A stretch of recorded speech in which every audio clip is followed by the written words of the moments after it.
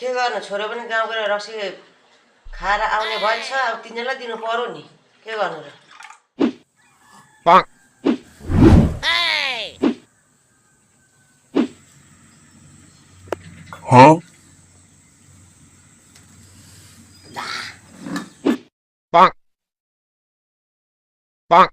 बाबु यत्रो दिन अकम दिन माउलो र बान्ने कसले सन्चा भूमि छ बान्ने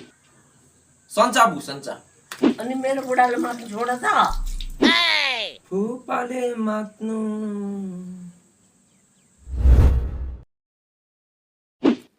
ए फुपा मात्नु भयो कि क्या हो कहाँ मात्छ मात्रै छैन म मातेको छैन ल भन्नु नि त ल यो कतिवटा हो यो भनेको हात हो हात हो भनेर यो त मलाई पनि थाहा छ नि यहाँ कतिवटा चाहिँ औँला छ क्या फुपा यहाँ कतिवटा औँला छ जति हुनुपर्ने चाहिँ त्यति नै छ जतिवटा हुनुपर्ने त्यतिवटा हुनुपर्ने अरे जतिवटामा त यति हुनुपर्ने त यहाँ यति छ ल यो कुरा छोडिदिउँ ल भन्नु त मको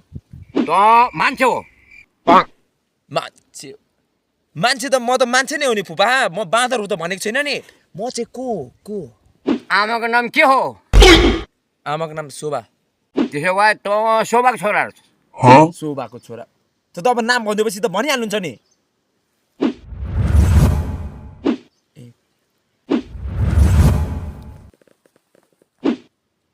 ल भन्नु त अहिले हामी कहाँ छौँ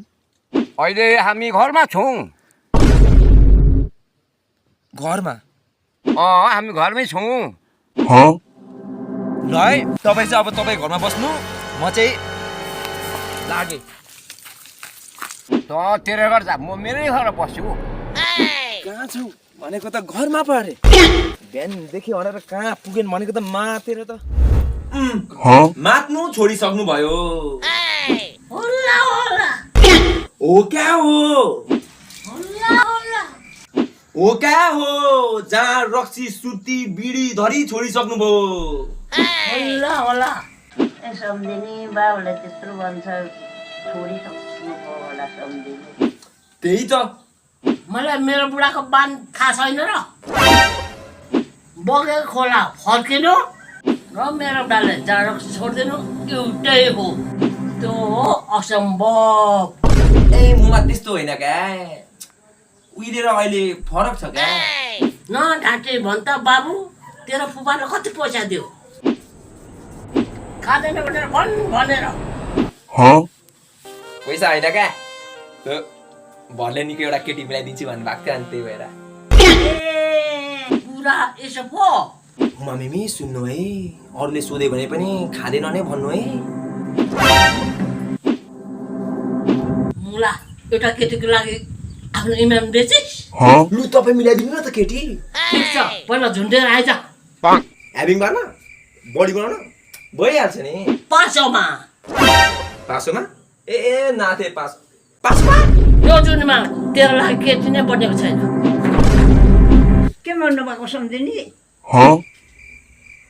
म मिलाइदिन्छु मेरो नातिलाई केटी मेरो मिमी प्यारो मिमी बाख्रा आहा कति राम्रो बाख्रासँग बिहे गर्नु के देख्नुभयो तपाईँले मलाई बोका ओ ठिक तेरो जिउ गराएको देख्दा ठ्याक्क बोका तुई र बाख्रासँग छ यसलाई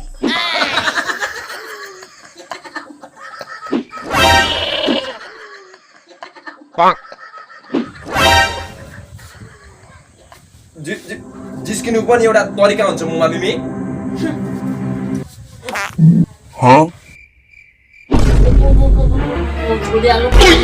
छोड्नु पर्ने यसलाई त